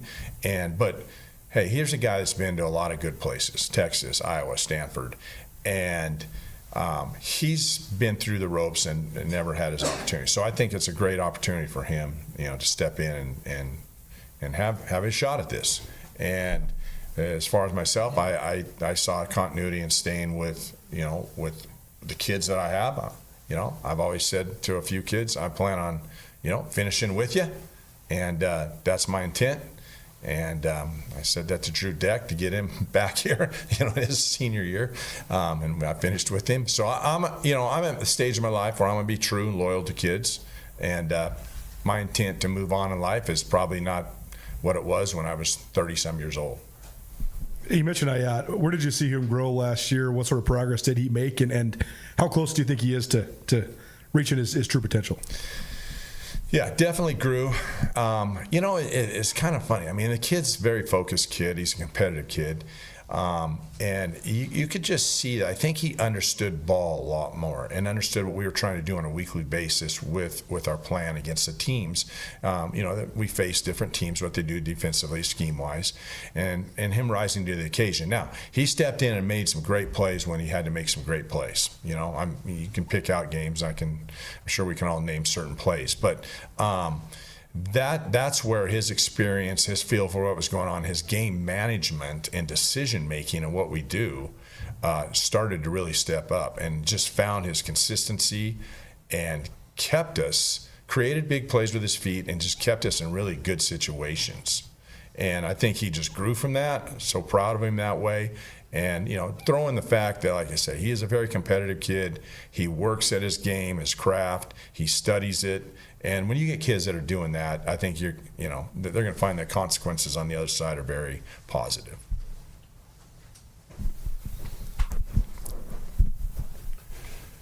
What do you think that you have learned the most in being an offensive coordinator over the years? Like, if you can go back and tell yourself something in the 90s, like, what would you say? Sure. Yeah. So I'll probably relate this to my first go round here. So I left here years ago, and it was I left for a good reason. It wasn't necessarily on a positive note. What I got a feeling from people around here, and whatever that was, but I left to learn more football because we were a very good throwing team. I left to become a balanced guy and see where I could reach my potential and what I was going to do, and to learn how to run the ball more probably. So looking at this second go around, I just look back at this year and I think, being in different places, wherever it was, Kentucky or Boise State and Florida and all that, just the things that I've learned along the way from people, from other teams that you play against, from the competition that you play against. I don't know if I would have been able to make situational calls or put kids in place or understand certain things in football if I hadn't gone on and tried to learn more in the growing process about what a coach is being. And you get, when I was here before, we were very successful, but you get humbled along the way because you're not as successful. And I had a coach here that used to work here a long time ago. He's actually volunteer, probably the winningest coach in junior college history at one time, said somewhere along the line, you're going to have to learn how to lose. And, I didn't necessarily believe him then, but I found out along the way what he meant. And so I just think that in the process of what you grow up to compete against, and when you're in that spot as a coordinator or a coach, that, you learn things along the way. And I think I've looking back at that, because I've been fired a couple times, and I look back and along those and said to myself, you got to adjust, you got to change.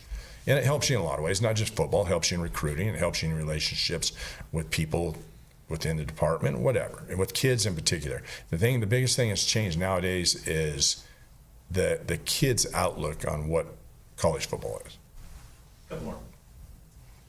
When you're trying to find guys in the portal to replace, how do you go about balancing that? And is it guys that you think will fit the system, or are you just trying to get the best player possible and then you'll work around that, and just overall just like that process of trying to find guys?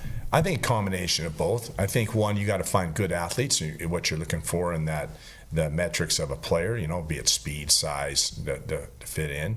I think you also got to, which we have done a good job of here, I think we go back and look at the character of kids. Hey, they still got to fit in that locker room, because that's one thing I've always believed about this place, is that the locker room is different here in a very positive way, and especially state kids have kept it what Montana tradition's all about, and kept that edge. And people got to fit into that and understand that's how we do things. That's what we're all about. But so finding right kids now, like you look at someone like Mike last year. I mean, I obviously had my eyes on him if he ever got into the portal. Well, he got in the portal 2 days before January 1st.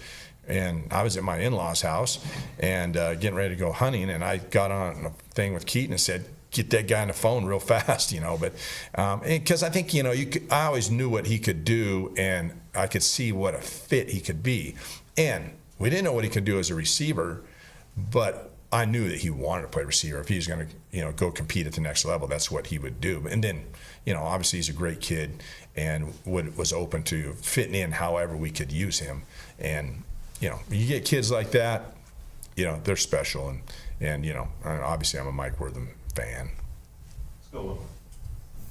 Coach, just as you move forward now with spring ball, just how have you maybe viewed it in the past, and just what positives, what you can glean from spring ball, and just what you're looking to do with this group? With there's still some changes going on, but you guys are obviously marching forward too. Yeah, like I say, I think we go back, and we're not going to try and reinvent anything new, but we got to kind of establish our standards and our system of what put certain kids in those opportunities. And it's all about repetition and how we can create such a game situation that they're ready for game one through the season. And, we got to put them in tough situations or losing situations that see how they respond to those things and can step up. You always say to perfect a skill, you got to get 2,500 reps in something. And I don't know if we're going to get that many, but we're obviously going to work to have that. We still want to maintain the way we've done things, be physical, be quick at practice, and have a good tempo in what we do, because there's new faces there, and they got to step up. They all got to elevate their role. And that's what I told them the other day. Elevate your role, and then we'll move towards where we need to move. Thanks a lot, everybody. Appreciate your time. Thanks, Coach. Yep.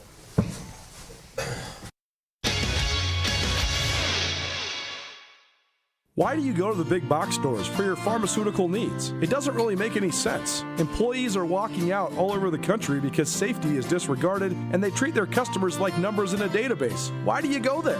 Let the local pharmacists at Palmer's Drug and Lolo Drug help make you feel like more than a number. Not only are the prices competitive as any big chain pharmacies, but their service will blow you away. When you're choosing pharmacy, choose local pharmacy with Palmer's Drug of Missoula and Lolo Drug, your local pharmacy experts.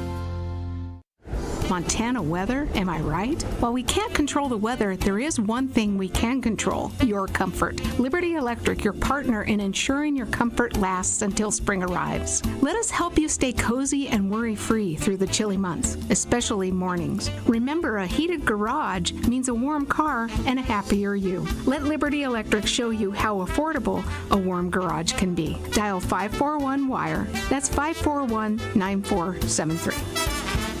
Are you a vacation rental owner in western Montana? Tired of the hassle but still want to boost your bookings and revenue from your property? Meet Mountain Town VRM, locally founded and 100% focused on short-term rentals. We handle everything: marketing, direct bookings, dynamic pricing, 24/7 guest support, cleaning, and listings on Airbnb, VRBO, and more. With real-time performance tracking and a Montana-based hospitality team, they make renting easy and profitable. Let Mountain Town VRM do the work while you enjoy the return. Visit mountaintownvrm.com to see what your property could earn today.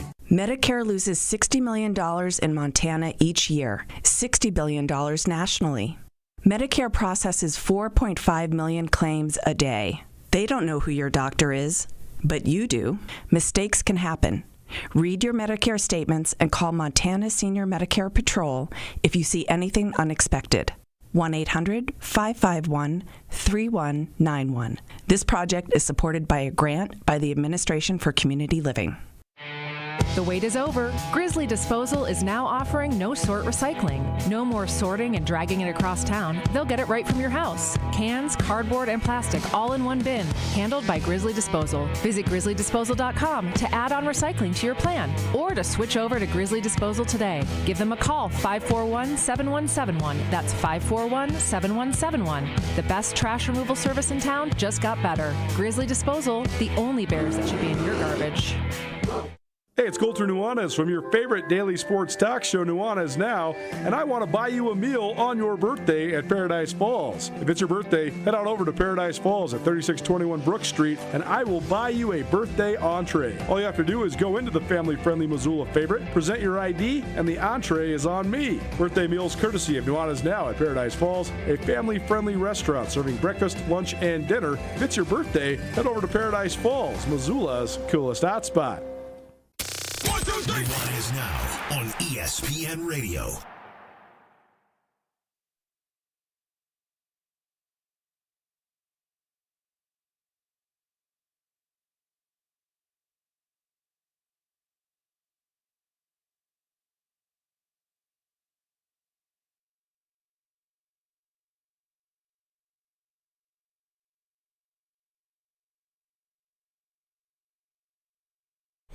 Great jams by the guys behind the glass. Appreciate them for DJing today. Busy day. I do think that if we can stick to these 10:30 press conferences, that's pretty sweet. Because we'll see. We'll see how it goes. We'll see what the schedule wraps around to. But cutting it all up is a task. And can't complain. It's fun.